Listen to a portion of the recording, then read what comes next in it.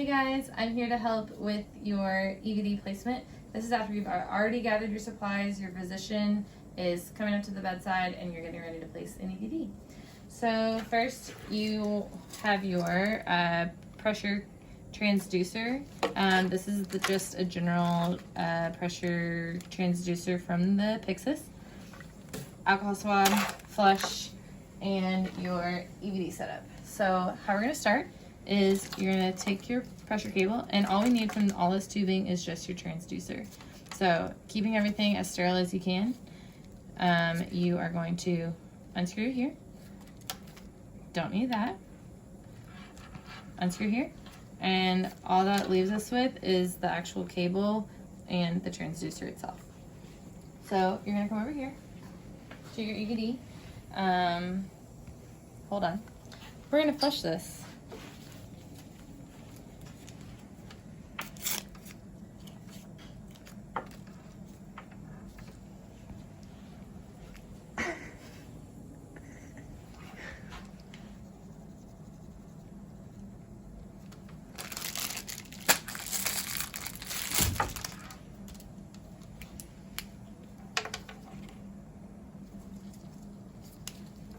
And you're going to flush it all the way through. I'm scared. Hold on. Oh, there we go.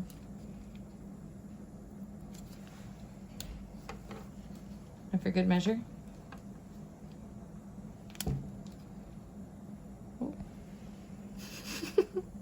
You might need a friend for this one.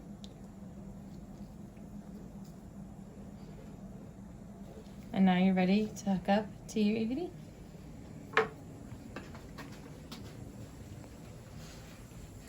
Take your red port here. That's currently turned, your stopcock here is currently turned to off.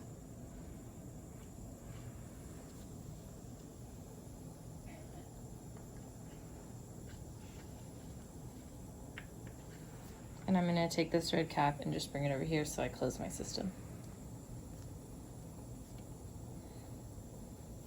So now you're almost ready to zero. So we're gonna go over to our monitor. Get our pressure cable.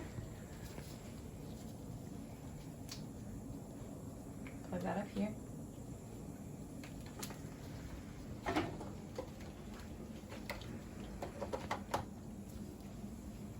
As it comes up on the monitor, you just want to label it correctly. So I have to, oh, there it is. I'm gonna just, this currently is saying it's an art line, so I'm gonna change the label.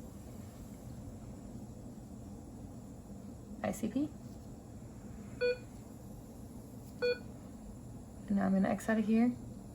And what I need to do first to get ready for my pressure is to zero it. So I'm going to click on the box just like you would your A-line. So what I'm going to do here is, so here's my transducer.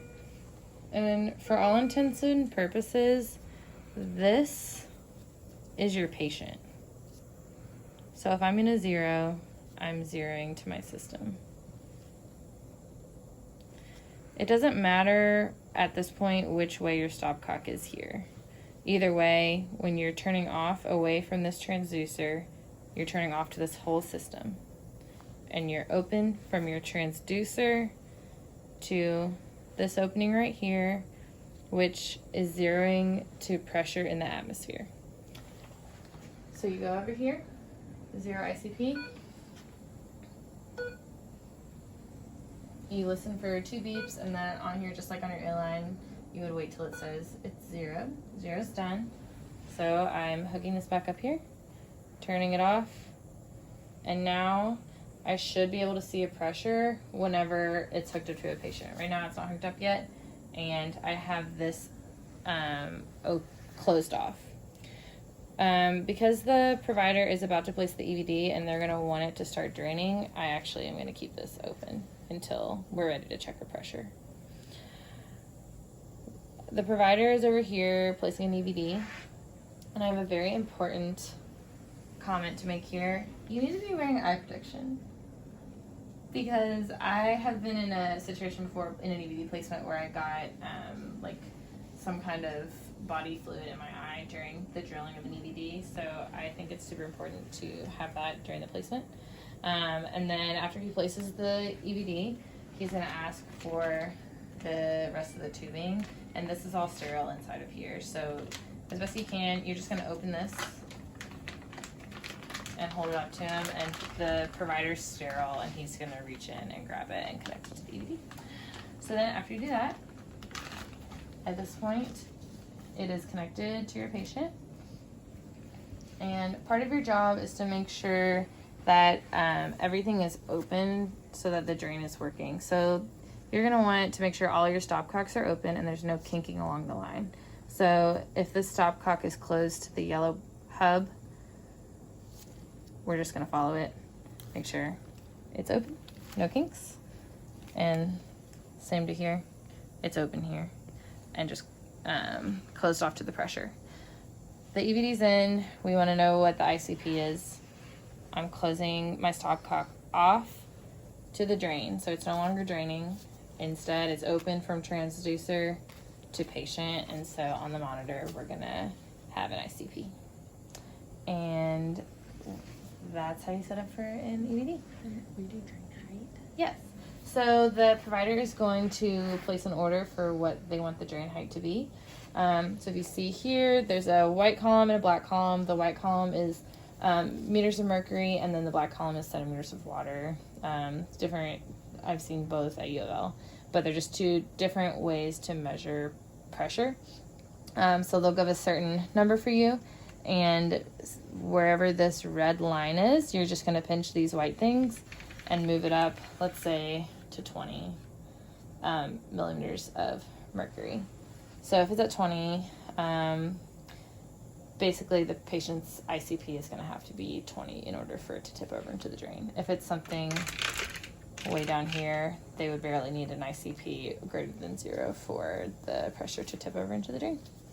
And you would, before you walk away, you want to make sure that your line has integrity, so everything's open. Sorry, what? Lisa to me? Oh, yeah. Thank you, Grace. You're welcome. Okay, just a little bit more on drain height. I think she explained it so well. I like to emphasize the point that the transducer, regardless of drain height, should always be leveled at the trachea, always.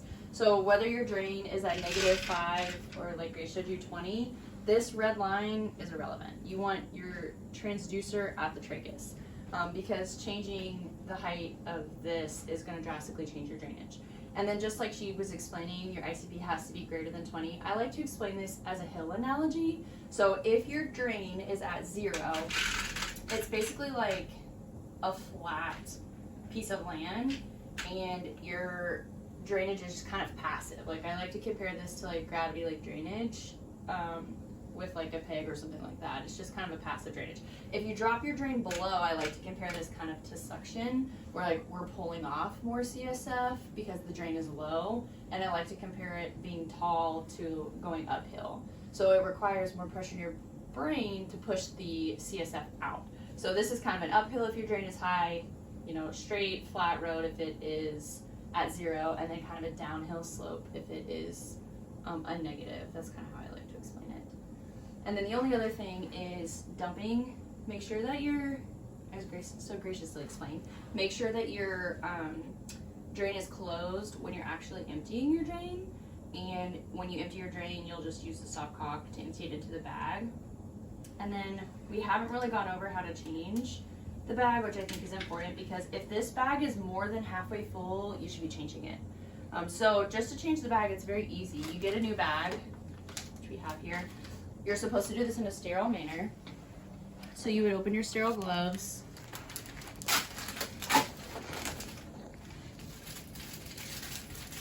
I forgot to use chlorhexidine.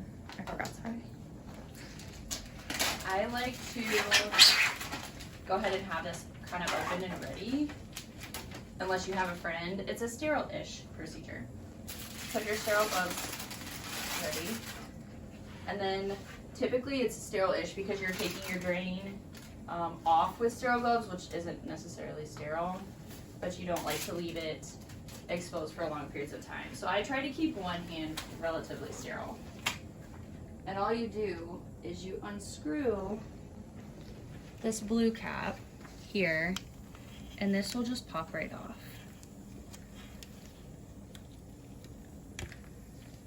And then it slides up and out of here. Your new one, you'll take, open your blue cap, scrub with the chlorhexidine, Both. and also this port, yes. This is our imaginary chlorhexidine. You're gonna put this guy on here, keeping it as sterile as you can, and then just turn the drain. And then you put these little things in the hole here just to keep the weight of the bag from pulling down on the drain system. And then during this, you would also want this turned off so that you're not losing any drainage and not being able to count for it. Yeah, dripping all over the floor. Also that. And then that's pretty much it.